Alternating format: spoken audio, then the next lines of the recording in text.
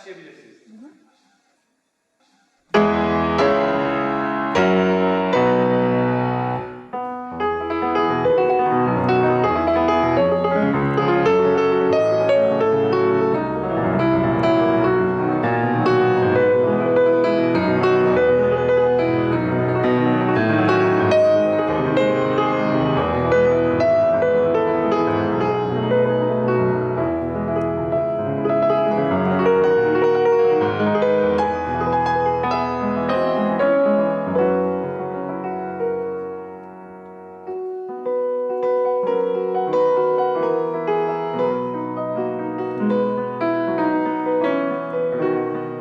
Bonjour Édile Birette.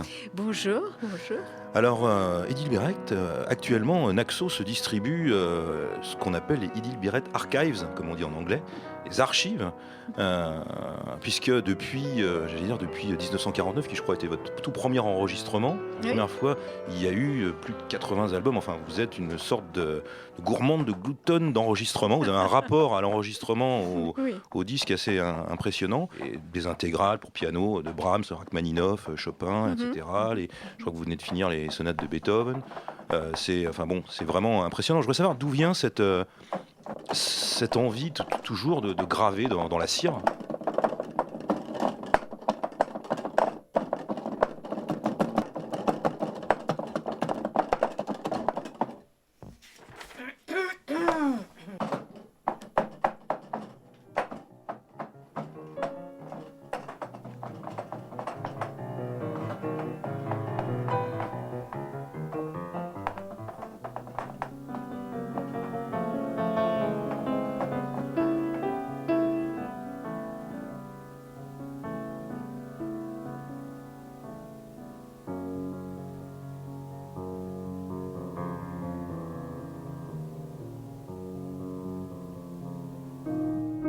C'est très difficile de faire un portrait d'Édile Birette parce que c'est quelqu'un d'extrêmement ouvert, de très extraverti et qui en même temps est finalement extrêmement pudique. Ce qui fait que les choses qui lui sont vraiment personnelles, elle en parle très peu volontiers. Mais en définitive, je dirais que c'est à la fois quelqu'un qui m'est extraordinairement proche, mais qui reste très mystérieuse pour moi sur certains plans.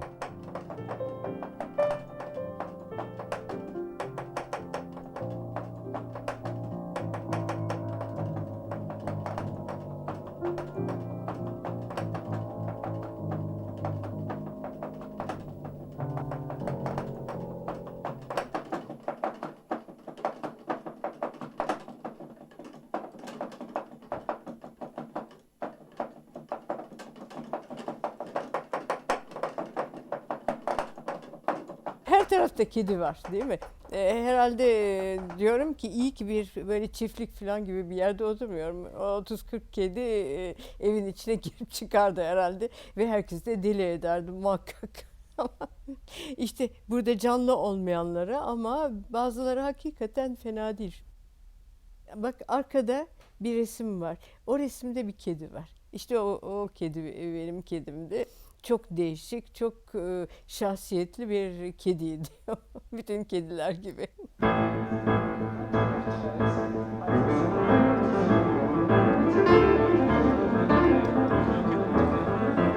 Pour moi, Édile est quelqu'un qui est au-delà d'une nationalité, vraiment. Elle est internationale. Elle joue autant en Amérique, en Europe de l'Ouest ou de l'Est. Elle est au-delà d'un pays. This is BBC Radio 3. It's 12:15, time for Music Matters with Tom Service. Today, the more than 100 recordings that have sold nearly 3 million CDs of pianist Édile Birette. I have met Édile Birette something like 20 years ago. She was very well known in Poland. She worked with many distinguished conductors, which I know only from name, like Pierre Montet, Erich Leinsdorf, Joseph Keilbert. Je suis toujours passionné par ce qu'elle fait. C'est toujours quelque chose de profondément original et en même temps de profondément travaillé et maîtrisé.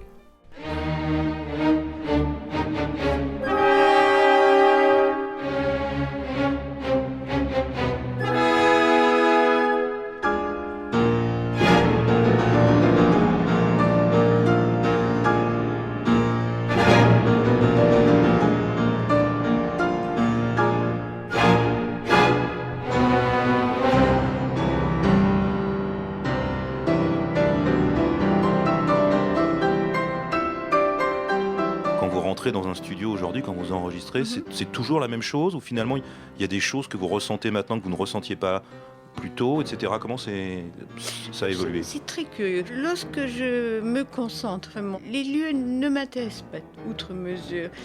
Pour moi, les lieux, ce que je vois autour de moi, au fond, je ne vois pas grand-chose. Ce que je vois, c'est la musique. En fait, je travaille de moins en moins sur les œuvres. C'est-à-dire, je lis les œuvres. C'est très important d'imaginer la musique, c'est-à-dire l'écoute intérieure. Klasik Batı müziği dalında daha çocuk yaştayken dünya çapında bir şöhrete ulaşan piyanistimizi hemen bileceksiniz. Evet, İdil Biret. Türkiye'deki müzik devrimi tabii Atatürk olmasaydı herhalde gerçekleşmeyecekti. Cumhuriyet'in kuruluşundan bir yıl sonra Türkiye'de bir müzik devrimi yapılması gereğini düşünüyor. Ölümünden sonra da İnönü bu hareketin arkasında. Her cumartesi günü Cumhurbaşkanlığı Senfoni Orkestrası'nın konservatuvarın salonunda konseri olurdu. Ve bu konsere İnönü mutlaka gelirdi. İnönü gelince tabii zamanın bakanları, milletvekilleri de gelmek zorundaysa ya veyahut işte yüksek bürokratlar. Çoğu herhalde hiç de gelip bir senfoni konseri dinlemeye o kadar da hevesli değillerdi. Aflayıp puflayıp geldiklerini tahmin ediyorum. İşte böyle bir konserde bir akşam konser vardı. Mithat Fenmen küçük çocuğu elinden tutmuş geldi babama. Dedi ki işte paşam dedi böyle bir çok yetenekli bir çocuk var. Hani onu dinlemenizi istiyorum. Hoşunuza gidecektir eminim. Ha, babam da gelsin peki dedi. Gelsin bakalım dinleyelim dedi. İşte böyle İdil geldi ufacıcık. Geldi hemen işte babam da böyle bukleli saçlı. Cin gibi gözlü. Etrafı hep böyle ben hiç çekinmeden çok rahat. İşte Cumhurbaşkanı babam. Hemen geldi. Babamın kucağına oturdu. İşte babamı da sevdi. O da babama sarıldı. Yani çok çok rahat. Yani etraftakiler daha rahatsız. Çünkü nasıl çalacak, nasıl oturtacaklar da bilemiyorlar. Hem tabure alçak geliyor, ayakları yetişmiyor falan. Neyse onu yükselttiler falan. Ondan sonra oturdu. Ve yani birdenbire yani o böyle hiç dalgın olan, hiç etrafına bakan, hiçbir şeyle ilgisiz görünen çocuk o piyanoyu çalmaya başlar başlamaz birdenbire herkes şaşırdı.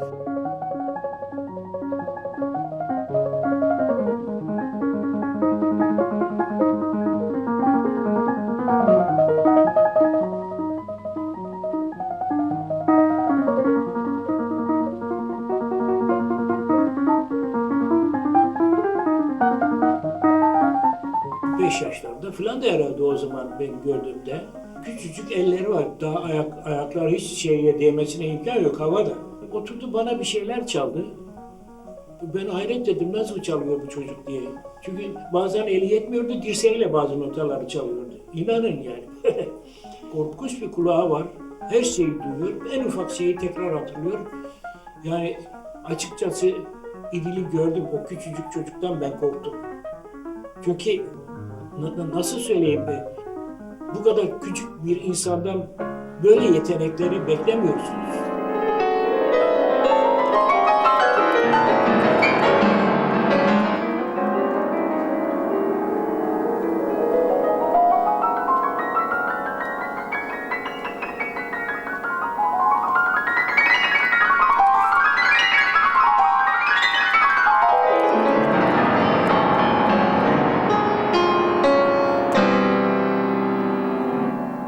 Ankara Radyosu'nda Radyo Çocuk Kulübü vardı benim çocukluğumda.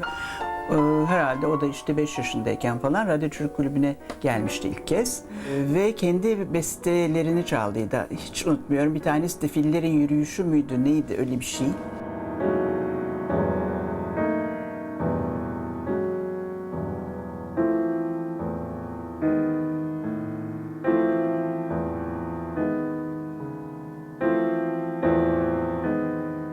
Ben kendimi bildim bileli müziği çok seviyorum.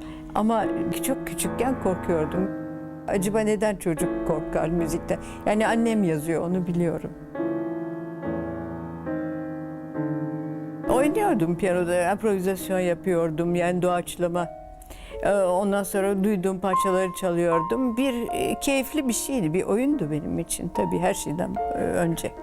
Annem bunu gayet doğal bir şey olduğunu söylüyordu. Her çocuğun bir şeye yeteneği vardır. Kaç fırın ekmek yemen lazım bir şey olman için falan, böyle laflar her dakika söylendiği için ben de kendimi çok ciddiye almıyordum.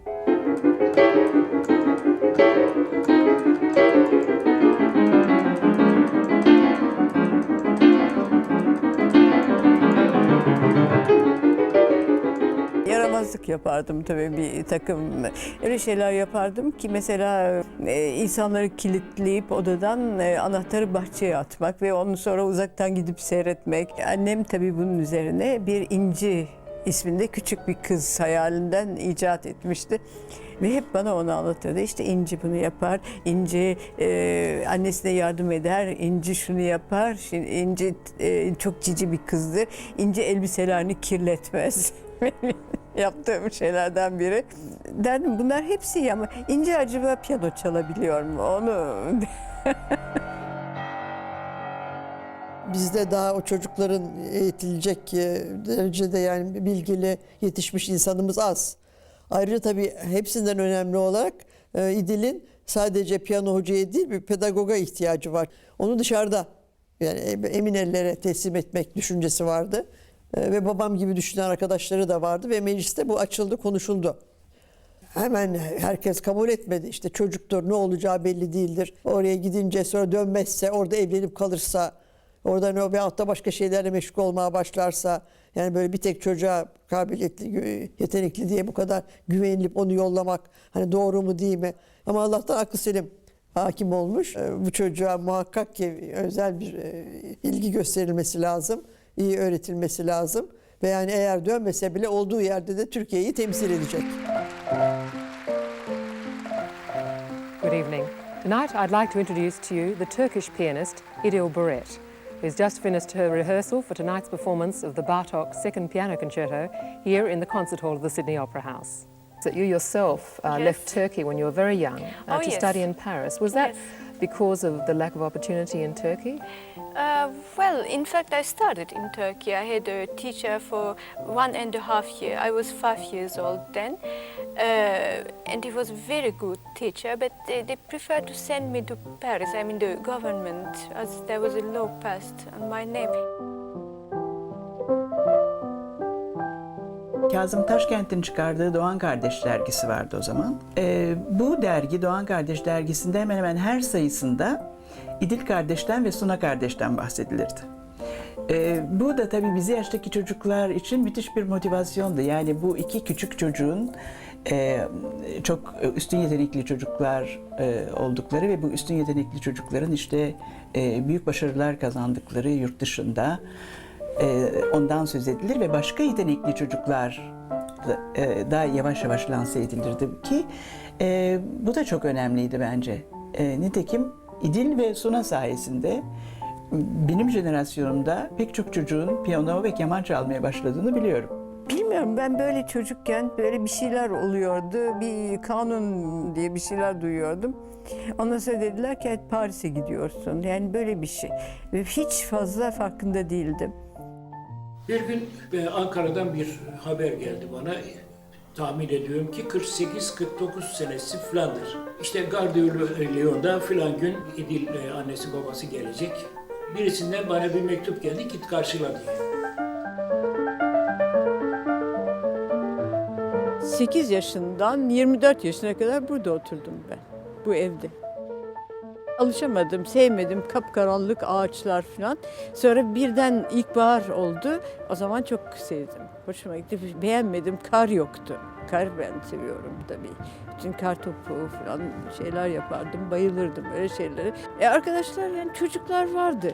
Ama öyle yani aslında ben çok da öyle arkadaş meraklısı değildim, onu da söyleyeyim. Daha fazla böyle kafamda şeyler, mesela oyunlar kendime göre icat ederdim. Sonra metroda dolaşmak isterdim. Yer altından çok esrarengiz, böyle karanlık dehlizlerden geçiliyor. Onu çok severdim. İdil, maintenant, je voudrais que vous disiez quelques petites choses, quelques petits mots pour vos compatriotes, pour les Turcs. Que vous disiez aussi quelque chose à votre grand-mère. Alors si vous voulez le dire en français, dites-le en français, ou bien si vous aimez mieux, dites-le en turc. Qu'aimeriez-vous dire à votre grand-mère en ce moment? Si votre grand-mère était là, si elle était devant vous, est-ce que vous aimeriez lui parler, lui dire quelque chose? Oui. Alors que lui diriez-vous? Faites comme si elle était là, puisqu'elle est en train de vous écouter en ce moment, et dites-lui ce que vous avez envie de lui dire. Büyük anneciğim nasılsınız? Ben çok iyiyim. Siz nasılsınız? Burada çalışıyorum ben. 10 aydır ben buradayım. Havalar çok güzel. İstanbul'da zannederim kar yağıyormuş. Tabii İstanbul'da kar yağıyor ama burada da kar başlayacak. Zannederim birkaç ay sonra. Ankara'ya bir mektup yazdım. Dedim ki bakın bu çocuk buraya geldi ama dedim yani sirk numarasına benzer şeyler yapmak istiyorum. Bu çocuğun doğru dürüst bir eğitim yapması lazım. Dediler ki kimin işi yaparsın? Ben en büyük tanıdığım oradaki pedagog kimse Nadia Boulanger'in kendisi. Nadia Boulanger'in de bana yanıtı şu oldu. Ben çocuklarla ilgilenmem. Dedim ki bir kere acaba dinleseniz nasıl olur? Bir kere dinleyin ve belki fikriniz değişebilir diye. Senin hatırın için dinleyeceğim dedi, getir. Nadia Boulanger onun şeylerini, piyanosunu çaldığı, orgunu çaldığı kendi kendine birçok yeteneklerini gördü. Ve en önemlisi de orada bir kedi vardı, Kaşa diye. Onu da oynadı. Çünkü. Ve Nadia Boulanger dedi ki kabul ediyorum dedi. Bu çocuğun yükleniyorum eğitimini. Tamamen kendi üzerinde olmak kaydıyla hem de. Alors, est-ce que vous êtes par exemple content d'être maintenant à Paris? Oui, très content. Et vous travaillez avec des grands musiciens ici? Oui. Vous travaillez, je crois, avec Madame Nadia Boulanger. Oui, Mademoiselle Nadia Boulanger. C'est cela. Mademoiselle Boyle, Mademoiselle Nicolas, Mademoiselle Dieudonné. Je travaille. Et vous avez l'intention de faire beaucoup de progrès et ensuite de donner beaucoup de concerts? J'espère.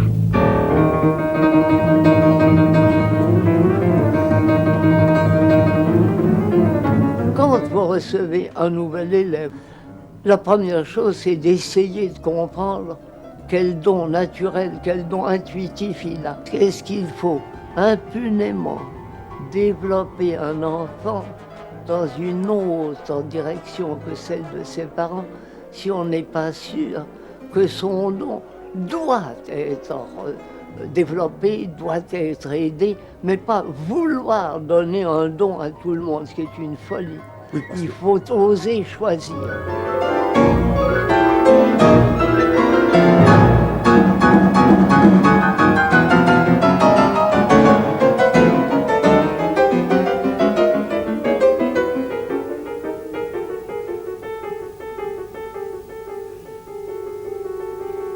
Voilà, c'est une photo, ça c'est en 55, vous voyez, bon, je suis au piano, et Idil est juste derrière moi, et tous les autres, on voit bien sur la photo que tous les autres sont un peu plus âgés. Alors, ce qui se passait chez Nadia Boulanger, c'est qu'elle s'irritait facilement, elle se fâchait facilement quand l'élève qui était au piano avait des difficultés pour faire ce qu'il fallait.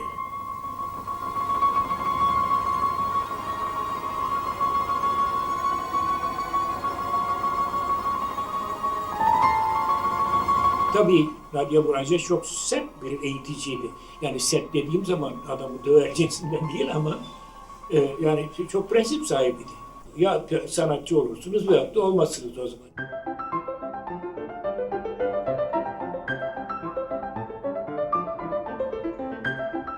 Bir kere ilk yaptığı şey dedi ki metrolarda gidip gelmeyecek bu çocuk. Otobüste gidecek yani yerisinden veyahut da taksiyle gidecek falan. Çünkü metroların havası kirlidir de onun için küçük çocuğa yazık. Bana bir program yaptı Nadia Boulanger gelir gelmez. Scarlatti sonatlar var, Bach prelüt fügler var. Ben de halbuki Beethoven sonat çalmak istiyorum. Ben Brahms'ın eserlerini çalmak istiyorum. Sen daha çok küçüksün, yapamazsın. O tabii çok bende iyi etki yapmıyordu. Her şeyimle meşgul oluyordu. Mesela yatma saatim. 9'a kadar müsaadem vardı. Boulanger tuttuğum için 8'de yatacak diye. Ve bir karneye her gün yatış saatimi, bu biraz fazla geldi tabii. İlk senem benim çok iyiydi. Gayet cici bir kızdım. Gayet sevimli. İkinci sene biraz isyankar oldum. Hiçbir şey söylenenleri yapmamaya başladım. Çünkü herhalde sıkıldım. Biraz da tabii o yaşlardaki çocuklar oynamak istiyorlar. Ben Ankara'daki oyunlarımı arıyordum. Paris'te oyunlar yoktu. Ve çok sıkılıyordum ve ne derler biraz kaçmaya uğraşıyordum. Yani biraz otoriter tabii bir rejimle gidiyorduk. İkinci senede dediler ki nasıl olur bu kadar bu çocuk değişti, bütün karakteri değişti ama o da normaldi. Nasıl anne ya da büyük anne Boulanger'i biraz öyle görüyorsam Kemp'te biraz bir baba gibi. Ayla Erduran'ın annesi bir gün beni aldı, tanıyordu Kemp'i ve götürdü otele ve Kemp'e çaldım. Ondan sonra Kemp her geldiği zaman Paris'e beni dinledi. Nasıl gittiğini, nasıl ilerlediğimi falan görmek için. Sonra 10 yaşında Beethoven'ın bir sonatını çaldım. Onu beğendi ve dedi ki artık bir konser vermenin zamanı geldi. Pek anlayamadık tabii ne olduğunu. Nous avons le plaisir de présenter aujourd'hui à nos auditeurs la grande pianiste turque de 11 ans, İdil Biret, qui vient de remporter un vif succès le 8 février dernier au cours du premier concert parisien qu'elle a donné avec l'un des plus grands pianistes de notre temps, Wilhelm Kempf. Ajoutons qu'Idil Biret a obtenu l'année dernière la première médaille de solfège au conservatoire dans la classe de Mademoiselle Dieudonné. Zusammengeben und das war ja was ganz Außergewöhnliches, denn sowas hat ja unser Vater weder vorher noch später je wieder gemacht, dass er mit einem Wunderkind zusammen ein Konzert gegeben hat. Konserden önce tabii ki bir kere gittim. Nevit abisi gitti ona moral vermek için. O da çocuklarla birisiyle oynuyordu orada. O da oynarken biraz papara yedik.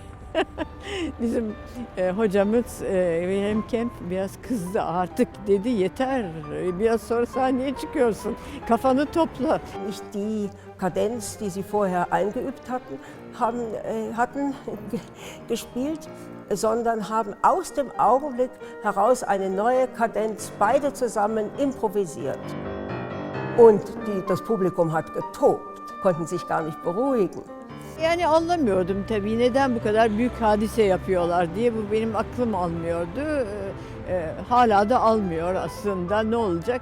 Annem de zaten bana onu hep söylüyordu, fazla kendini önemli görme falan diye. Ben zaten öyle bir niyetim de yoktu. Jamais l'accueil des Parisiens ne fut si chaleureux et la critique si élogieuse.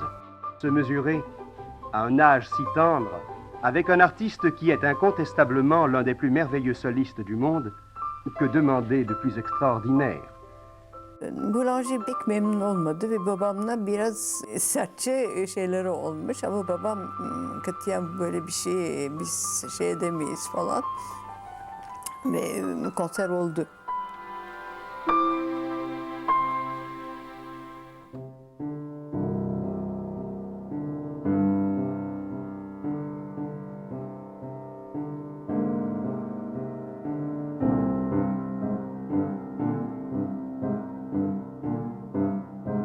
Buraya sınıfa 2 defa haftada geliyordum.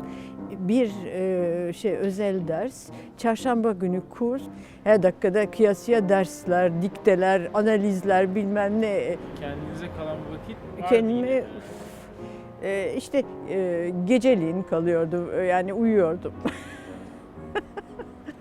İdil a un caractère tellement fort, tellement indépendant, que c'est pas surprenant qu'elle n'ait pas pu s'adapter à la vie d'un conservatoire, au style d'un conservatoire. Konservatuvar dönemim en sevmediğim dönem oldu. Her hafta bir program veriliyordu. Yani o 3 hafta kalacak bir programdı. Ben akıllı, bir haftada bunların hepsini öğrenip çalıyordum ezbere. Ve tabii kızılıyordu bana sınıfta. Bir haftada ezberlenmez bunlar. Diyorum ki yanlış mı yapıyorum? Hayır ama olmaz. Bütün bunlara diyordum, baş kaldırıyordum. Çok sevimli bir çocuk tipi vardır, ondan biraz uzaktım.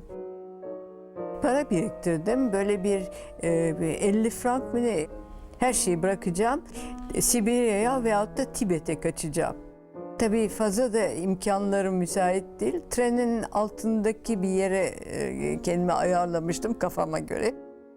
10 yaşından itibaren böyle başladı. 11-12 yaşında iyice ne şey oldu. Hele konservatuvar sıralarında artık iyice ne.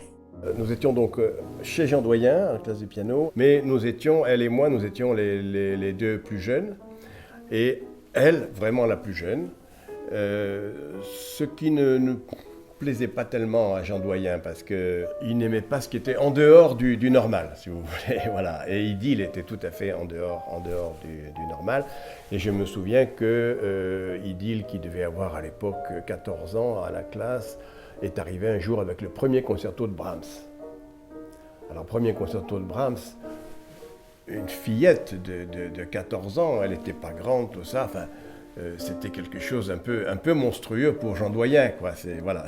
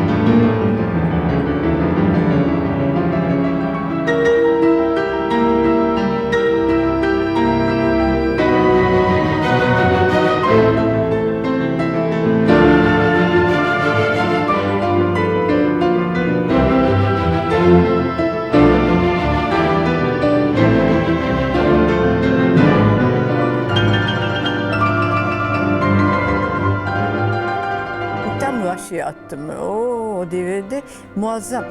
Franz von Benda da aynı şey babama söyledi. Berlin'de çaldığımız zaman vahşi attı şey etmek lazım.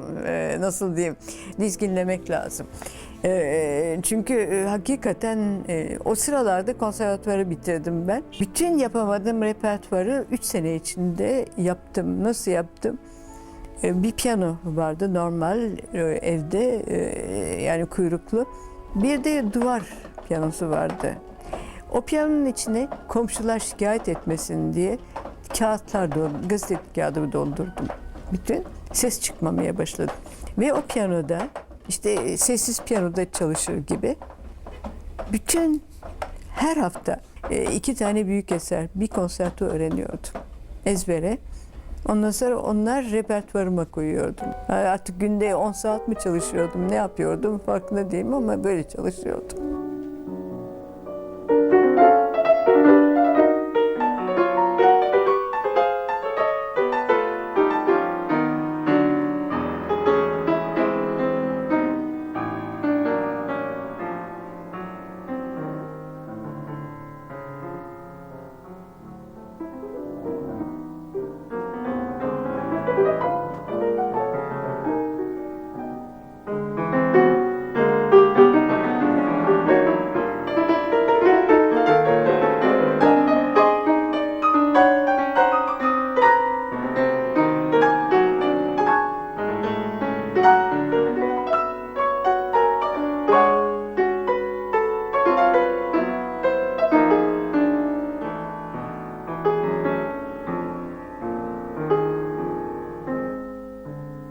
Nadia Brunze de hatta bir keresinde ihsas ettirmiş. Olacaksın ama hiçbir zaman yani bir erkek gibi olamazsın diye.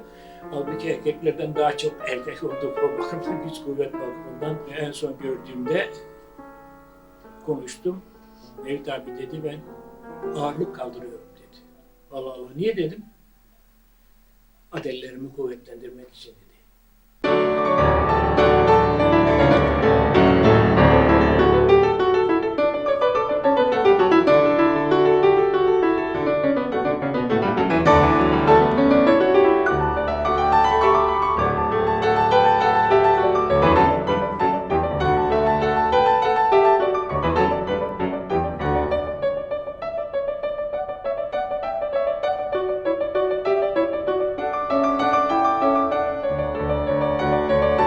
Est-ce qu'il y a une évolution par rapport à la scène? Vous vous retrouvez face à un public ou vous vous retrouvez dans un studio? Est-ce que pour vous, c'est des approches assez différentes? Non, pas du tout. C'est simplement qu'il faut peut-être se concentrer d'une autre manière. Sur la scène, il faut se dépasser. Il faut oublier tout ce qu'on a fait auparavant, toutes les choses qu'on a préparées très minutieusement et être dans une sorte, si on peut arriver à ce degré, d'être dans un état presque second, mais sans perdre le contrôle toutefois. Bu adam tamamıyla ses dünyasında kendini bırakıyordu ses dünyasına. Hiç şeyle kontaktını kesiyordu. Çok enteresan. Yani madde dünyasından ancak ses dünyasının içine giriyordu. Çok enteresan bir şey. Bugün işte bakıyorsun bir sürü insan böyle kafa sallıyor, havaya bakıyor bilmem ne. Bunların hepsi biraz yapmacık. Bu hakikisi. Dinliyor, armoni değişikliği olduğu zaman bak müthiş bir şey.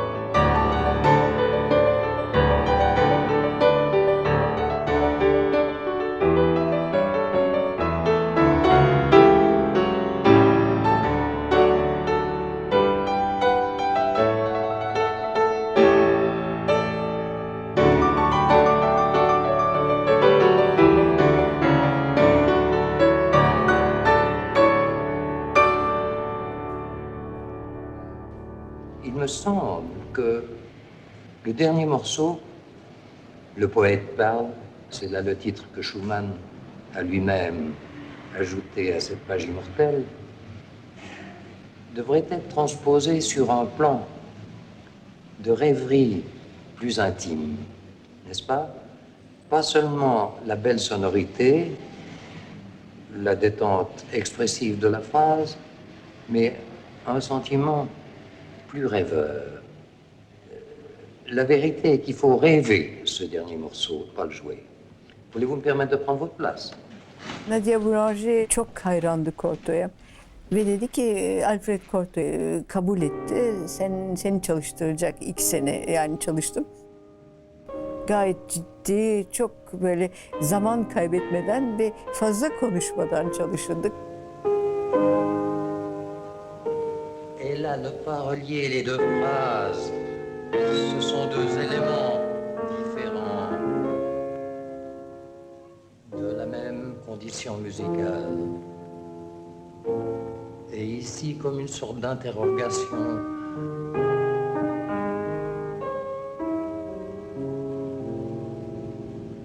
Et à nouveau une autre, tendrement, interroger l'avenir.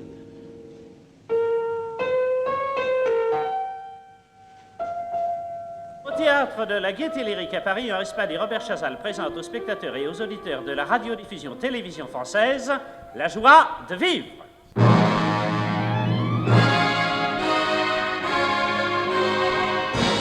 Avec aujourd'hui Arthur Rubinstein et Idil Biret.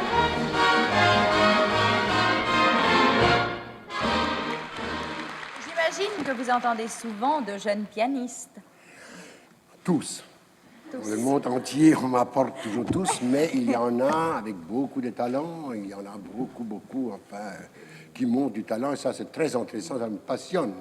En France. J'ai rencontré une jeune pianiste qui m'a été présentée, une jeune turque, et j'ai été ébloui. J'avais des larmes aux yeux quand elle m'a joué. Je prédis un grand avenir pour elle. Cette jeune fille s'appelle Idil Biret, elle est aussi une élève de Jean Doyen, et elle va jouer pour vous ce soir. Elle est un petit peu émue, vous savez, mais enfin, je pense que j'espère bien. Elle a 13 ans.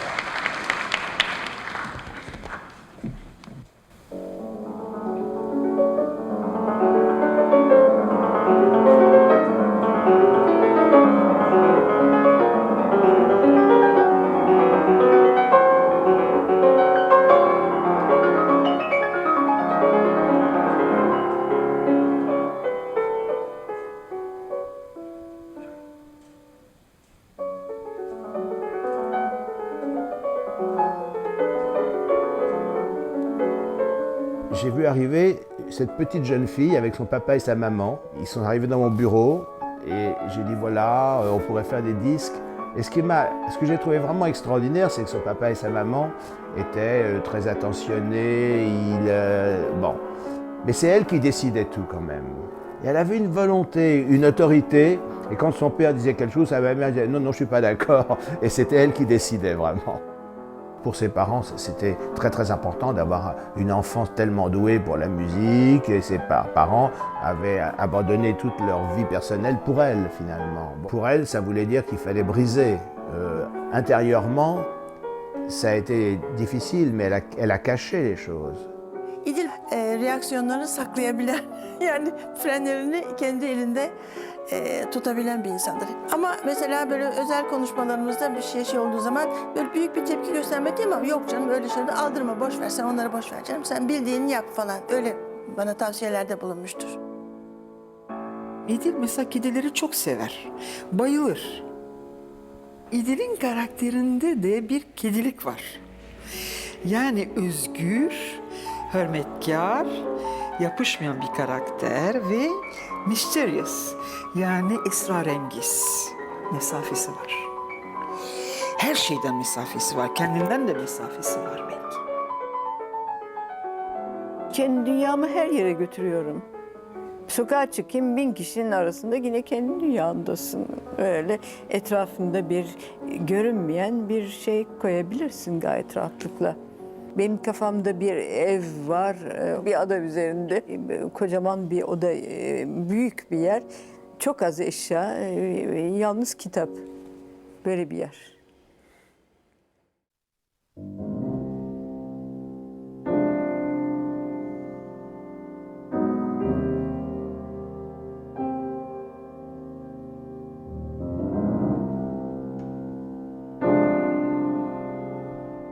Paris benim için hep şeye bağlı. Büyük apartmanlara, hocaların evine, konservatuvara, karanlık evlere. Dedim ki kendi kendime eğer bir gün bir evim olursa o bir ufak bebek evi olacak. Ve o oldu hakikaten.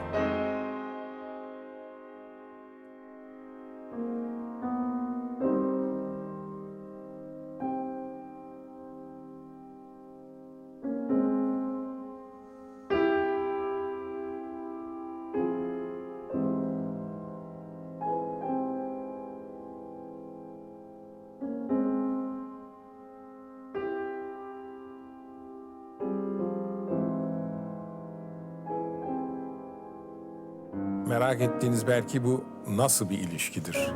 İdil istediğini yapmaya alışmış ve hala da öyledir.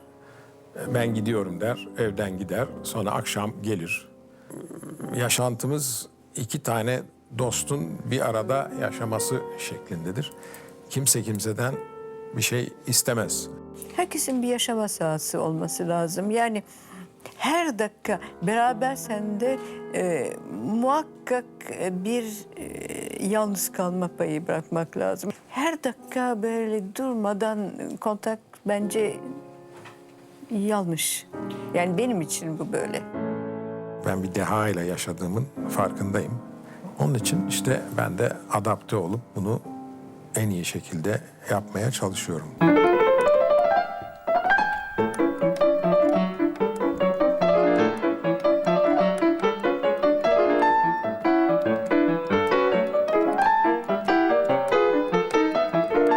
Her şeyden önce bir fenomenle karşı karşıyayız. Bütün Brahms, bütün Liszt, bütün Beethoven, bütün Chopin dediğin zaman bunların milyonlarca nota, binlerce sayfa müzik olduğunu düşünürseniz ve bunların bir kişinin düğmeye bastığınız zaman neredeyse çalınacak derecede hazır tutulabilmesi zaten anlaşılması zor bir şey. Belki nörologların cevap vermesi gereken bir şey. À une époque où j'étais directeur de la musique à la radio, on avait fait une séance avec elle en public, dans une petite salle à la maison de la radio, il y avait peut-être 150 personnes. Et à un moment donné, j'ai expliqué au public qui était là qu'est-ce qui était extraordinaire avec Idil, c'est l'immensité de son répertoire. Qu'elle avait dans ses doigts tellement de sonates, tellement de concertos, et qu'on pouvait lui demander ce qu'on voulait. Je dis d'ailleurs, on fait l'expérience. Est-ce que quelqu'un dans la salle a envie de lancer un titre comme ça et de demander à Idil de le jouer? J'avais pas du tout organisé avec elle avant, elle n'était pas au courant. Hein, et puis quelqu'un a levé la main et a demandé quelque chose, je sais plus quoi, mais pas une chose si tellement classique non plus. Et Idil, j'ai dit, mais vous pouvez le jouer? Oui, oui, bien sûr. Donc elle est arrivée devant le piano, elle a joué. C'était vraiment une grande surprise et très impressionnant.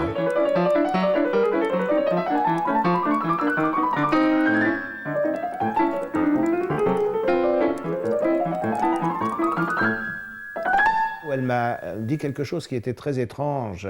Je lui ai dit, mais pour vous, c'est la musique, tout est pour vous, toute la musique, c'est votre vie.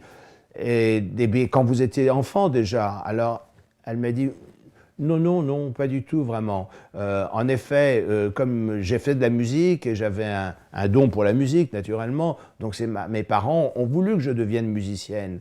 Mais moi, j'aurais voulu faire autre chose dans la vie. Je voulais être médecin. Je pense que si elle disait ça, c'est pas simplement le côté scientifique de la médecine, c'est parce qu'elle est profondément tournée vers les autres. Et puis finalement, elle m'a dit ce qui est drôle, finalement, j'étais trop doué pour le piano, donc j'ai pas pu faire de la médecine.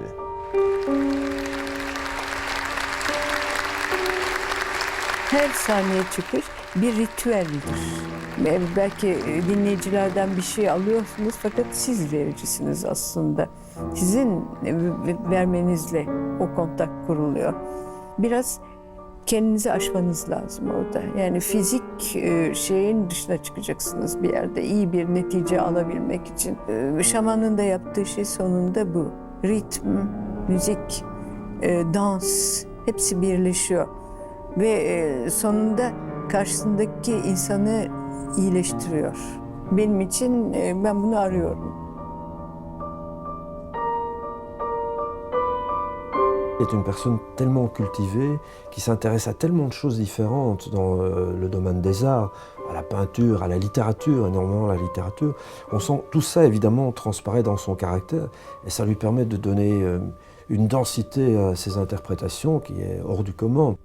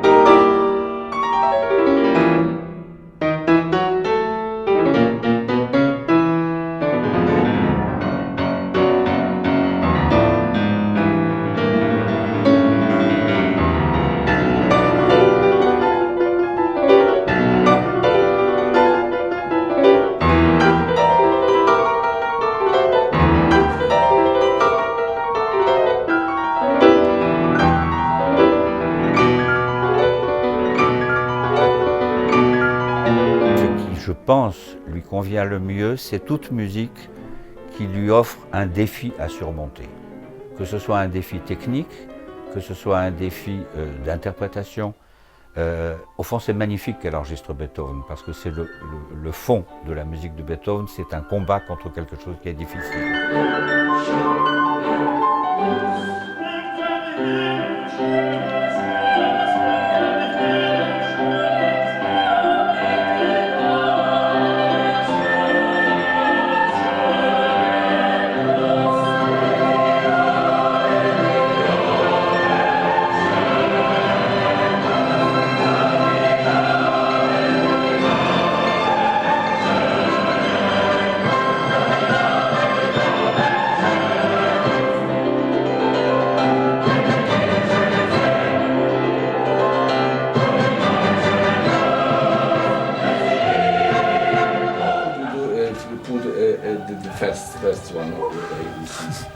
Maraton koşucusu geliyor. Çok yoruldum. Efendim? Yoruldun mu? Ne diyorsun? Yorucu mu oldu diyor. Ne bileyim ben artık. Yes. The Castro, do you play any cadenza now? More? No, not today, tomorrow. That will be too much. Unless we are perhaps going to have more. Oh, I can play after all. Yes, why not?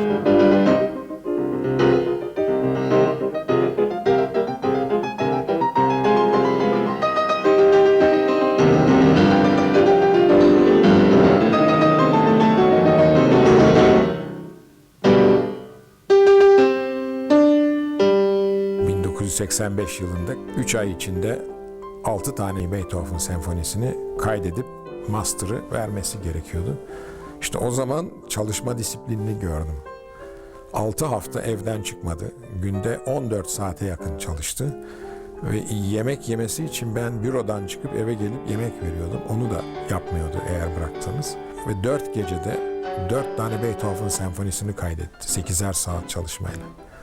Ve eve geliyorduk sabah 4'e doğru. 3-4 saat uyuyordu. Sonra 8'de kalkıp akşam 6'ya kadar çalışıyordu. Akşam 8'de tekrar kayda giriyordu. Sanıyorum bu meslekte önemli olan bir şey de dayanıklı olmak. Yani sen inandığın bir şey yapıyorsan ve sevdiğin bir şeyi yapıyorsan o zaman dayanacaksın.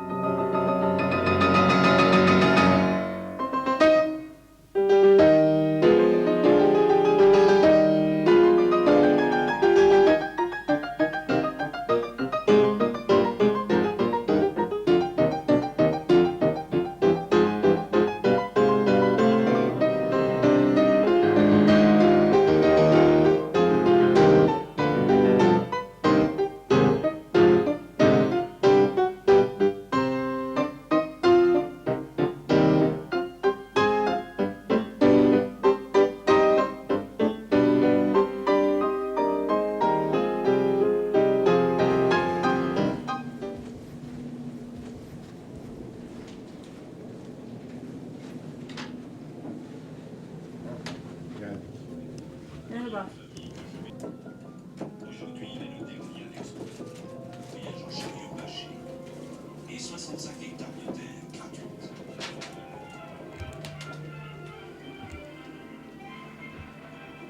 ...650 dönüm arazi bedava. Herkese. Vallahi ne güzel. Çalışırken ben katiyen fiziki bir temas yapmam. Bir şeye bir kağıda yazı yazıp önüne bırakırım. Onu bıraktığımı görür falan, biraz sonra bakar ne var der. İşte derim ki işte şu var, bu var. Öyle bir komünikasyon. Çünkü kafası her an meşgul olan bir insandır.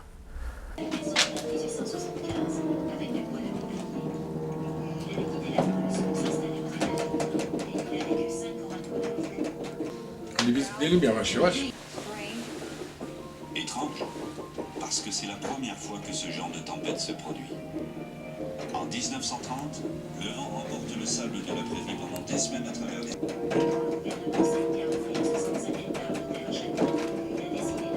Les lieux de l'exode qui a frappé les plaines, commune par commune. Pour leur recherche, ils se rendent... Le de la colonisation des Grandes Plaines a été la mise en place de la loi du Homestead Act en 1862 pendant la guerre civile. Dès le début des années 1870, des pionniers blancs se sont... Merci. En conséquence, les fermes... Hadi. Dur bir dakika. Havuç, Anahtarı. havuç nerede? Hayır, içinde. Bir dakika, şunu sana verebilir miyim? Bir dakika. Ops. Tamam, yerlerde sürünmemesi. Peki, sonra? Bir dakika. Anahtarı alıp almadığıma bakıyorum. Odanın anahtarı. Bu sefer giremeyiz odaya.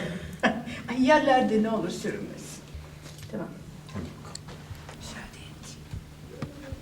Girme, o öyle tutmuyor. Hayır, tutar. Bir dakika. Bazı şeyleri bir kere daha kontrol edeyim. Agreement made this 26th day of June 1975 by and between Finidar Records and/or its associates, its subsidiaries, nominees, successors, and assigns, hereinafter called Company, and Idil Biret, hereinafter referred to as Artist. The artist hereby grants and Company engages the artist's personal services in connection with the production of phonograph records. All recordings hereunder and all derivatives made therefrom, together with the performances embodied thereon, shall be entirely company's property, not in limitation of the foregoing or of any other rights granted herein, but in addition thereto, and without further payment other than as herein. Müzik dünyasını ve içindeki insanları sevmiyor. Görmüş çocukluğundan beri. Dışarıdan görüldüğü gibi ulvi bir ortamda çalışan bir sürü iyi insandan ibaret olmadığı ve onlarla arasına bir mesafe konuyor. Kendine karşı da her şeye karşı böyle bir marj bırakacaksın. Yani denge. O denge çok önemli. O dengeyi de biraz kendini hafifçe izole ederek sağlayabilirsin. Yani benim için ama başkası için başka şey geçerlidir.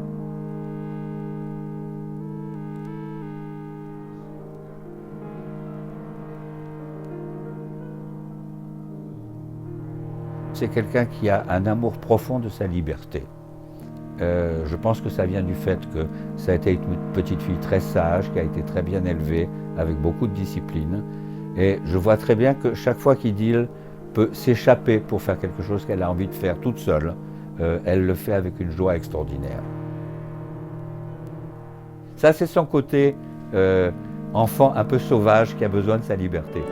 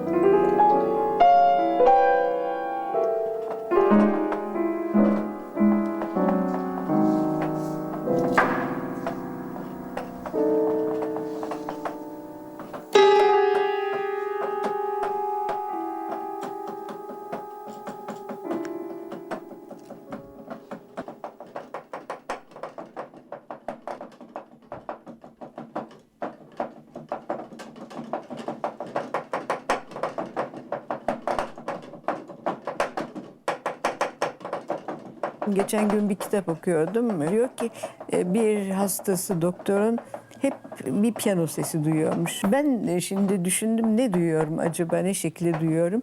Daha abstre bir şekilde duyuyorum. Sesi duymuyorum, müziği duyuyorum. Çok tuhaf bir şey. Bunun anlatılması da güç. Yani bir flüt sesi duymuyorum. Piyano sesi de duymuyorum. Öyle bir şey duyuyorum ki yok. Ancak benim kafamda olan bir şey.